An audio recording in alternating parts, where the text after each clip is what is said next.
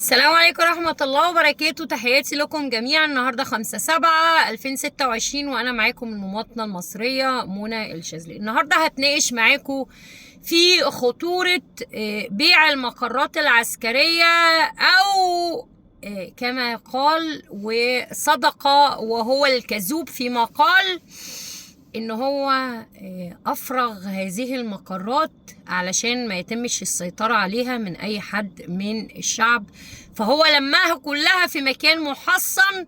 وهو أساسا حقيقة الأمر دوت إن هي هتبقى single point of failure أو نقطة فشل واحدة. نقطة فشل واحدة دي أنا اتكلمت عنها امبارح، ولو أي عسكري بربع جنيه دخل الجيش، أي جيش، لمدة 5 دقايق، دي أول قاعدة عسكرية بيتعلمها، إن أنت ما تقعش فريسة تحت، أو ما تحطش جيشك فريسة تحت single point of failure. single point of failure أو نقطة فشل واحدة، إن أنت تحط بالبلدي كده البيت كله في سلة واحدة، فيتم استهدافه بصاروخ واحد مضاد للتحصينات. الكلام اللي انا بقوله دوت اسألوا عليه اي عسكري دخل الجيش لمدة 3 دقايق، 3 دقايق بس.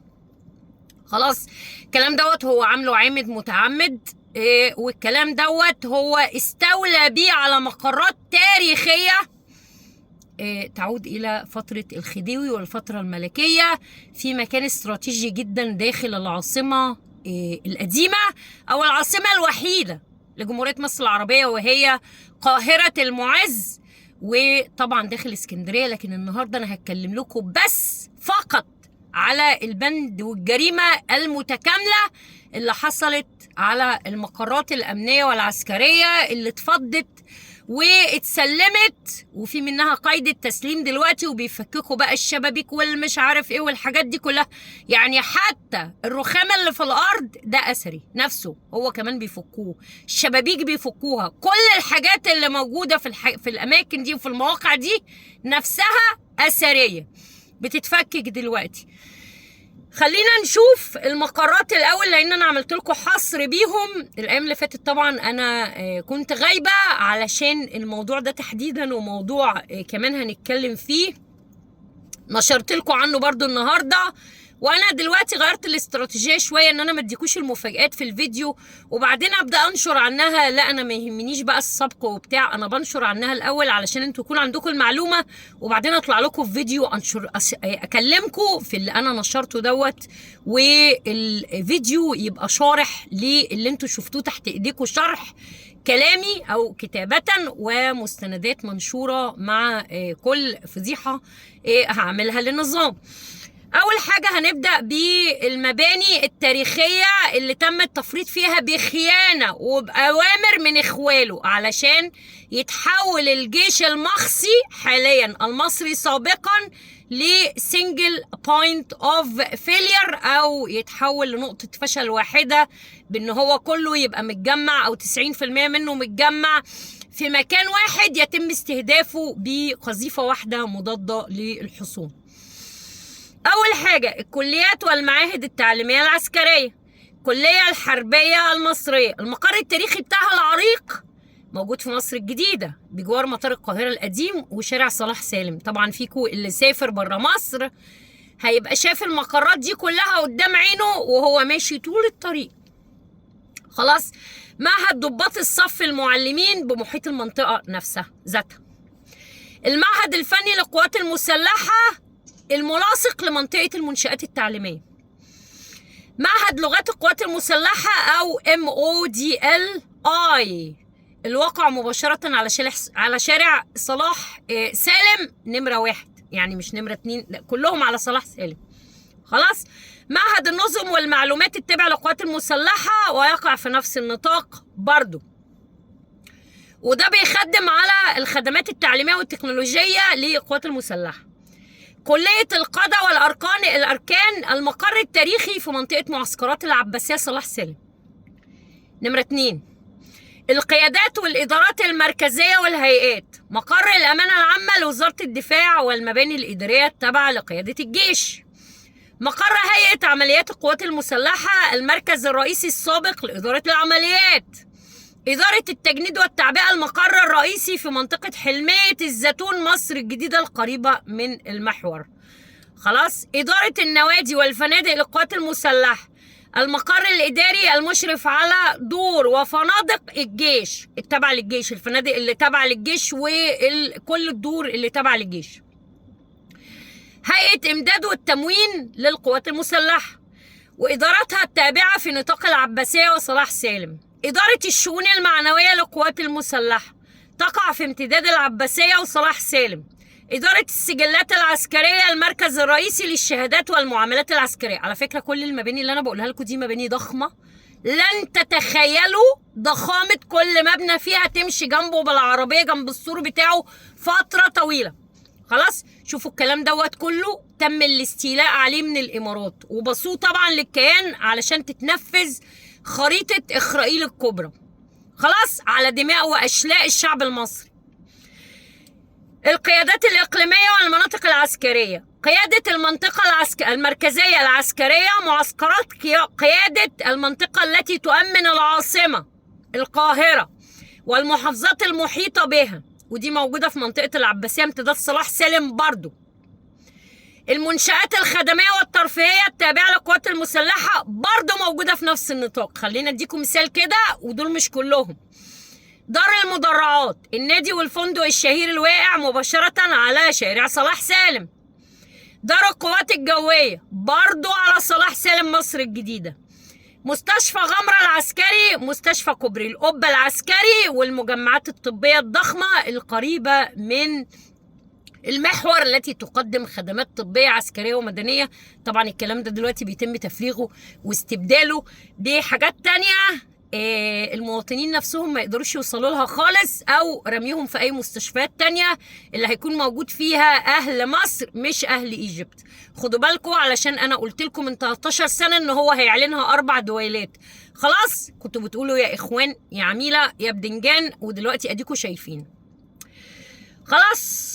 خلينا بقى من القايمة اللي انا قلتها دلوقتي وخلينا نقول حاجة تانية.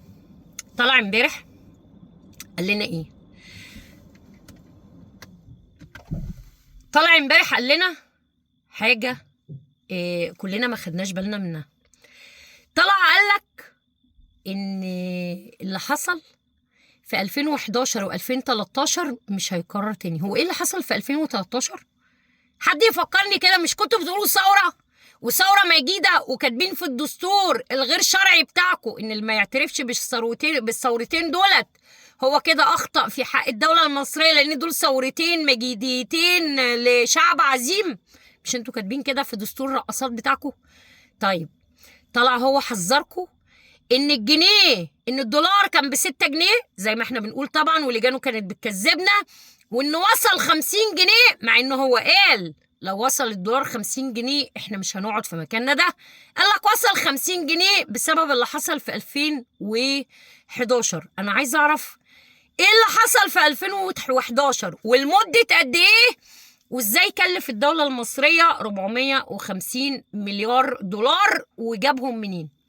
يعني دولة، يعني النهاردة لو حضرتك مدي لابنك ولا لبنتك ولا لزوجتك ولا انت معاك 1000 جنيه نازل تتسوق بيه ورجعت بيتك قلت لهم انا جبت لكم حاجات ب30,000 جنيه، يبقى اذا حضرتك عملت شوب ليفتنج او سرقت المحل، او حضرتك سرقت حد ورحت اشتريت بيه بفلوس حرام البضاعة من المحل. ملهاش حل تالت. صح؟ صح، ده بالطبع. طيب النهارده انا عايز افهم حاجة، جاب منين ال 450 مليار دولار؟ اذا كان دلوقتي الدولة المصرية مديونة داخلي وخارجي ب 410 مليار دولار على ايده، بايده وعلى ايده بعد 13 سنة. صح؟ صحين طبعا. طيب جاب منين بقى ال 450 مليار دولار اللي هو بيقول لك صرفهم بسبب 2011؟ محدش يطلع يسألهولنا الفجر دوت جابوا منين؟ وموازنة الدولة المصرية كانت كام السنة دي وبقت كام، وسنة 2011 و12 و13، ونعمل تراكنج داون بقى للموضوع دوت عشان نعرف ال 450 مليار دولار دولت جم منين واتصرفوا على ايه بالظبط.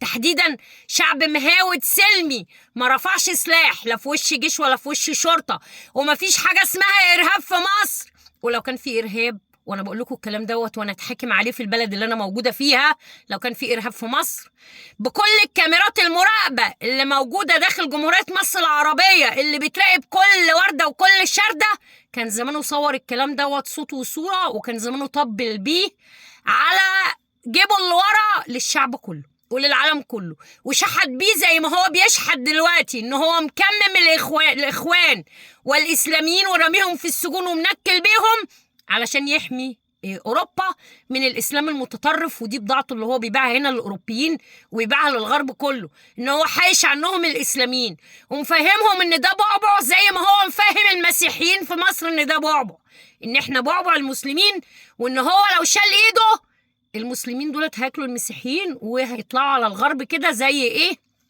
يأجوج ومأجوج بالمراكب. واخدين بالكم؟ وطبعا بيبيع لهم قصة ان هو واخد في مصر اكتر من 10.5 مليون لاجئ ممكن يسيبهم على اوروبا يدمروا الاقتصاد في اوروبا كلها.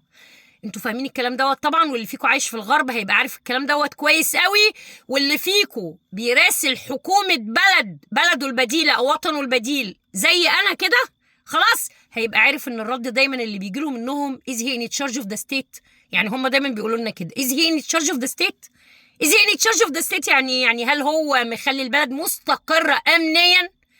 هو عارف يدير البلد؟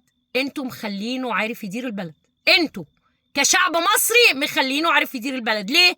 لانكم مستكنين مستكنين في الكنيف. يعني عارفين انتوا لما حتة اللالا تبقى واقعة كده تحت في قعر بتاع الجردل، انتوا كده، انتوا كده، انتوا واكلين من تحت رجليكم بس قاعدين ومبسوطين متكيفين. عندكم استعداد تطلعوا عين بعض لكن ما عندكوش استعداد ان انتوا تقفوا تاخدوا حقكم. لذلك احنا لما بنتكلم بره مع اي حكومه من الحكومات دي وبنقول لهم في ظلم وفي كذا وفي كذا وما تساعدوهوش وده غير شرعي والبيع غير شرعيه، بيقول لك ايه؟ is he in charge of the state. عرفتوا؟ فانتوا عليكم عامل زي ما اتحركتوا في موضوع ضياء العوضي وقفتوا الفراخ ووقفتوا البيض.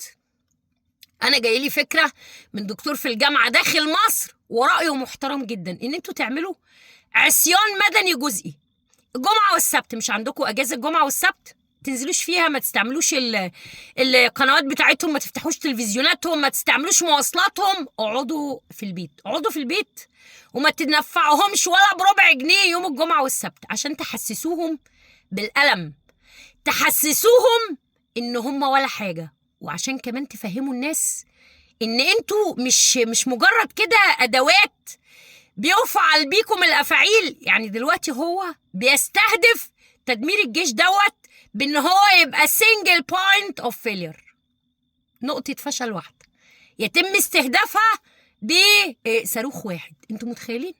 انتوا متخيلين؟ والناس واقفة بتعظم له والناس حاسة ان ده انجاز.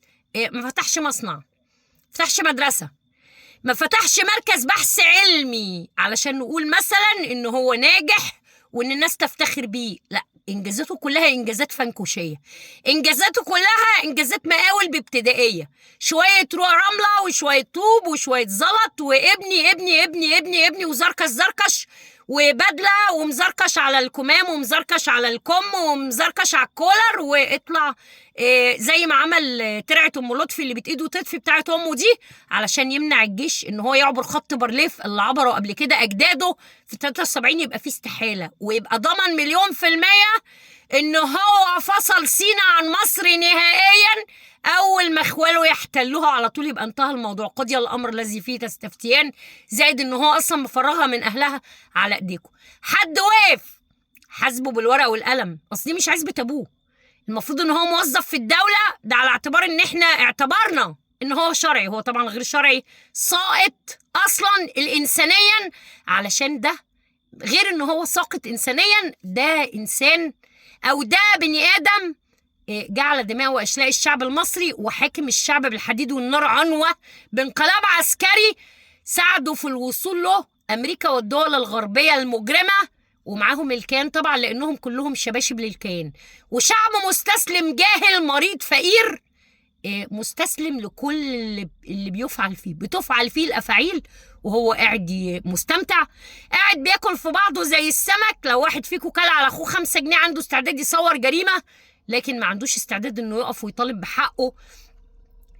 واحد من المصريين بعت لي 18 مقبرة فرعونية في العالمين. عرفتوا هو ليه لازق في العالمين؟ عرفتوا ليه طهروها من الألغام؟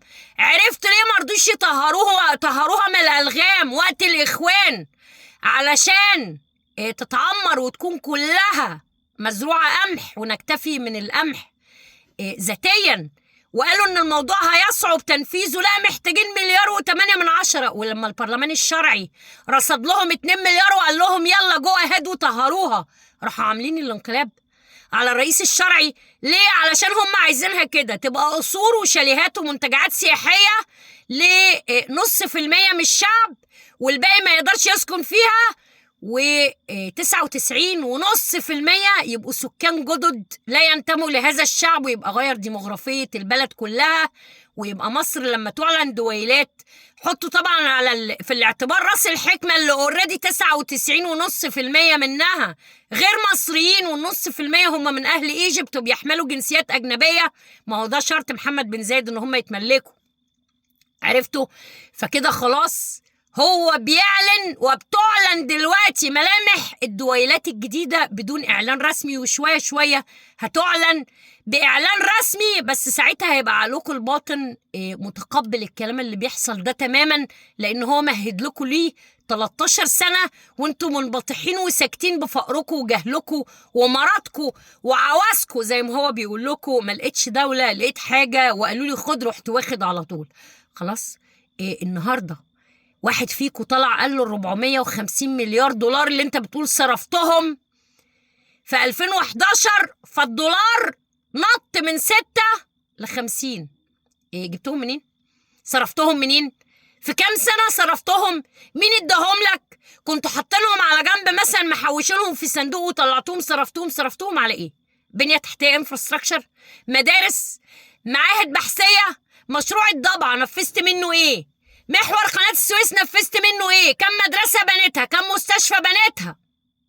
مستشفى بنتها؟ فلوس بتاعت القوات المسلحة، المباني بتاعت القوات المسلحة التاريخية والوزارات التاريخية اللي بعتها كلها بمبانيها بأملاكها بمخازنها بعربياتها، وحولتهم من ملاك لمستأجرين في العاصمة الإدارية للمباني. بيدفعوا كل سنة 2 مليار دولار إيجار، وهم كانوا أصحاب أملاك بتدر لهم عائد. فلوس المباني والأراضي والمدن والمحافظات اللي ملك وزارة الأوقاف اللي حرقتها وسرقت مستنداتها قبل ما تحرقها. المجمع العلمي اللي سرقته منه. الحاجات دي كلها فين؟ الأملاك دي كلها فين؟ حد وقف وحاسبه؟ محدش حاسبه. انتوا بتتعاملوا معاه ان هو صاحب البلد، لذلك بيبيع ويشتري فينا. لذلك دلوقتي حتى الجيش اللي انتوا بتفتخروا بيه اللي هو جيش عار، جيش كفتة وبيتي فور، جيش هزايم، جيش مهزوم نفسيا بعد ما كانت عقيدته القتالية الله أكبر، بقى جيش بيحمي ديكتاتور، جيش بيقتل شعبه علشان يهجر مدن ومحافظات وشريط ساحلي وشريط حدودي، وبيسيب سكناته العسكرية عشان يروح يقعد في سنجل بوينت اوف فيلير، نقطة فشل واحدة يتم استهدافه فيها بصاروخ واحد مضاد للحصون، زي ما عملوا في حسن نصر الله، زي ما عملوا في كتير غيره، زي ما عملوا في الخميني، وزي ما عملوا في كل الناس. لكن الحقيقة الذكي جدا اللي بيتعلم من أخطاء غيره مش من أخطائه، لأن أخطاء غيرك مش هتكلفك حاجة، لأن أنت بتشوف وبتتعلم، وكلنا بنتعلم من أخطاء الغير. لكن الغبي اللي بيتعلم من خطأه، لأن ده هيكلفك كتير وهيكلف الشعب كتير. مصر بتتقسم، اللهم بلغت اللهم فاشهد، على وعد بلقاء تاني النهاردة لمناقشة مشروع تاني أو فضيحة تانية خطيرة بتتنفذ على الشعب دوت بتوجيهات من الموساد. منى الشاذلي فكرة، والفكرة لا تموت. أستودعكم الله الذي لا تضيع عنده الأمانات، على وعد باللقاء بعد ساعتين من الآن إن شاء الله بإذن الله. السلام عليكم.